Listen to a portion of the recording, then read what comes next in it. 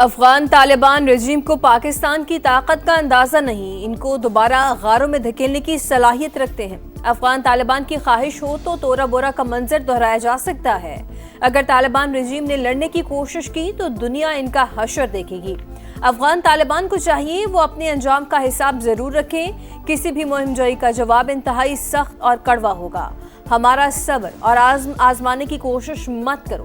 وزیر دفاع خواجہ آصف کی دو ٹوک وارننگ، کہا دنیا کے لیے دم دبا کر بھاگتے طالبان کو دوبارہ دیکھنا یقیناً نیا دلچسپ منظر ہوگا۔ افغان رجیم کے زہریلے بیانات ناقابل قبول، اپنی قابض حکمرانی کے لیے افغانستان کو ایک اور تنازع میں دھکیل رہی ہے۔ طالبان حکومت نے برادر ممالک کی منت سماجت کی، انہی ممالک کے کہنے پر پاکستان نے امن کے لیے مذاکرات کی پیشکش قبول کی۔ پاکستان ہمسایہ برادر ملک کو امن کے لیے موقع دے رہا ہے۔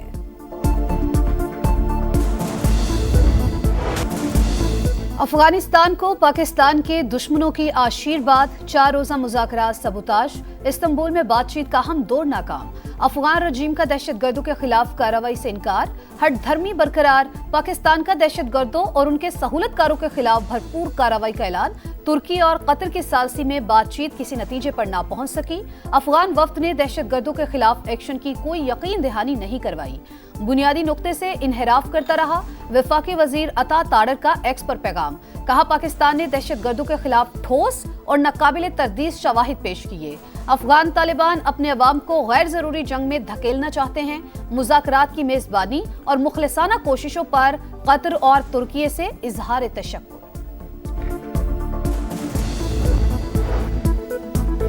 ایران کی پاکستان اور افغانستان کے درمیان ثالثی کی پیشکش، وزیر داخلہ محسن نقوی کی ایرانی صدر سے ملاقات، مسعود پزشکیان کا مسلم ممالک کے درمیان مشترکہ دشمنوں کے خلاف اتحاد اور اخوت کے مظاہرے پر زور، محسن نقوی نے کہا کہ خطے میں کشیدگی کم کرنے میں ایران کے فعال کردار کا خیر مقدم کریں گے۔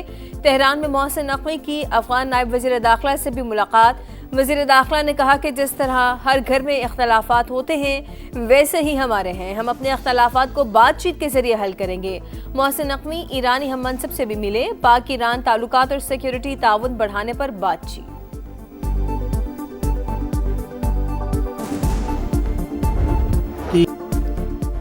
پاکستان کے وزیر اعظم اور فیلڈ مارشل شاندار شخصیات ہیں۔ فیلڈ مارشل عاصم منیر ایک بہترین فائٹر بھی ہیں۔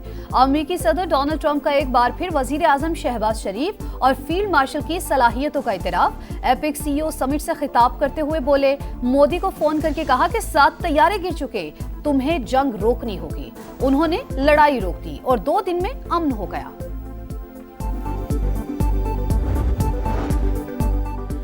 پاک امریکہ تجارتی تعلقات میں بڑی پیش رفت، تیل کی درآمدات میں اضافہ، پہلی بار برنٹ اور عرب کروڈ سے ہٹ کر امریکی WTI خام تیل کی آمد، ملکی تاریخ میں خام تیل کا سب سے بڑا بحری جہاز پاکستانی بندرگاہ پر لنگر انداز ہو گیا۔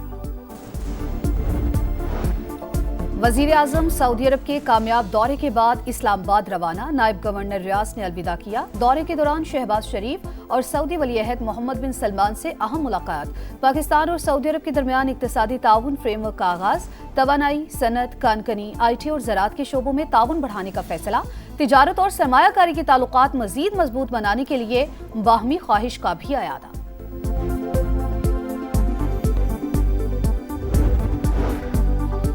پیپلز پارٹی پہلے اپنے امیدوار کا نام سامنے لائے، اگر مناسب امیدوار ہوا تو عہدہ چھوڑ دوں گا، وزیر اعظم آزاد کشمیر چودھری انوار الحق مستعفی ہونے پر مشروط آمادہ، حامی وزراء ارکان اسمبلی کے لیے ترقیاتی فنڈز اور منصوبے جاری رکھنے کی گارنٹی بھی مانگ لی۔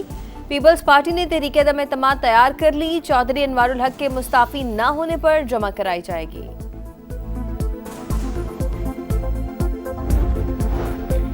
سپریم کورٹ نے شبلی فراز کی خالی سیٹ پر سینٹ الیکشن روکنے کی استدعا مسترد کر دی۔ پشاور ہائی کورٹ کو شبلی فراز کی زیر التوا درخواست پر فیصلہ کرنے کا حکم، سینٹ الیکشن میں مداخلت نہیں کریں گے، جب امیدوار نامزد کر دیا تو حکم امتناع کیوں مانگ رہے ہیں؟ جسٹس حسن رضوی کا استفسار، بیرسٹر گوہر کا کہنا ہے الیکشن کمیشن چیئرمین سینٹ کے ریفرنس کے بغیر کسی سینیٹر کو نااہل نہیں کر سکتا۔ امید ہے پشاور ہائی کورٹ میں کیس چلے گا اور ہمیں ریلیف ملے گا۔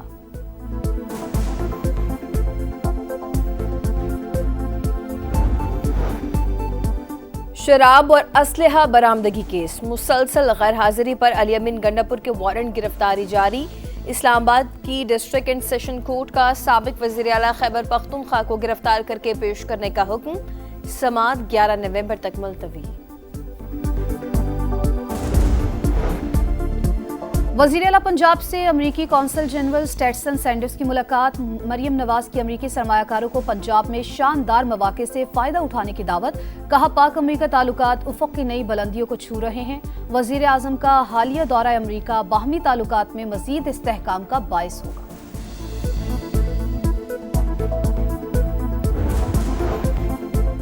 سندھ حکومت کے وعدوں کو پورا کر رہے ہیں، کراچی کو بڑے شہروں والی ہر سہولت ملے گی، تنقید کرنے والے پیدا ہی تنقید کرنے کے لیے ہوتے ہیں۔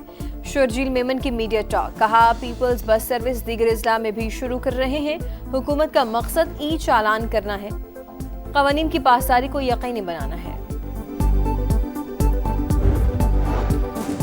صدر مملکت اور وزیر اعظم کی ترکی کے یوم جمہوریہ پر مبارکباد، ترکی کے ساتھ ادارہ جاتی تعلقات مضبوط اور متحرک ہیں، آصف علی زرداری کا پیغام۔ وزیر اعظم نے کہا تعلقات اسٹریٹجک شراکت داری کے نئے دور میں داخل ہو چکے، ترقی کے اس سفر میں ترکی کے ساتھ ہیں۔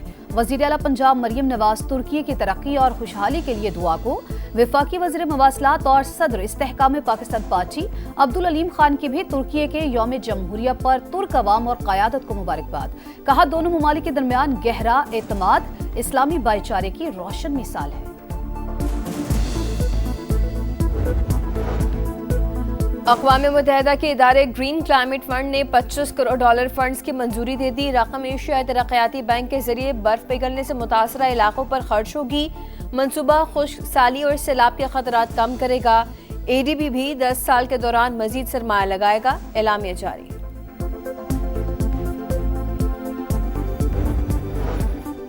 پنجاب کے کئی شہر فضائی آلودگی سے شدید متاثر، لاہور دنیا کے آلودہ ترین شہروں میں ایک بار پھر سر فہرست، air quality index 339 record, Faisal آباد، گجرانوالہ، شیخوپورہ، ملتان اور دیگر شہر بھی اسموک کی لپیٹ میں، آلودگی پھیلانے والے عناصر کے خلاف زیرو ٹالرنس پالیسی، صنعتی ادارے SOPs پر سختی سے عمل کریں ورنہ قانونی کارروائی ہوگی، سینئر وزیر مریم اورنگزیب کی وارننگ۔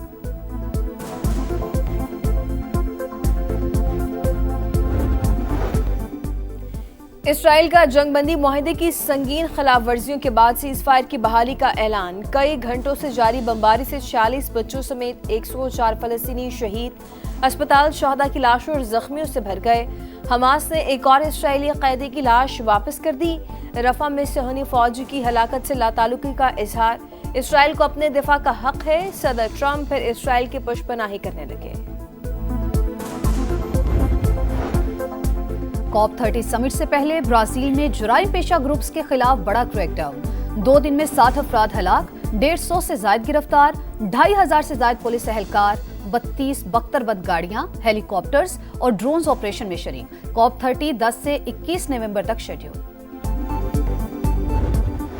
پروٹیز کی کچے کھلاڑیوں کے ساتھ پکی مہارت، شاہینوں کے بڑے کھلاڑی بھی کام نہ آئے، جنوبی افریقہ، ربادہ، مہاراشٹر، مارکرم، ملر اور باوما جیسے اہم کھلاڑیوں سے محروم، پاکستان پھر بھی نہ جیت سکا۔ پہلے T20 میں شاہینوں کو 55 رن سے شکست، ہوم گراؤنڈ کا فائدہ اٹھایا، نہ 17,000 پرجوش شائقین کی لاش رکھی۔ 195 کے تعاقب میں پوری ٹیم 139 پر آؤٹ، دوسرا میچ جمعے کو ہوگا، دونوں ٹیمیں لاہور پہنچ گئیں۔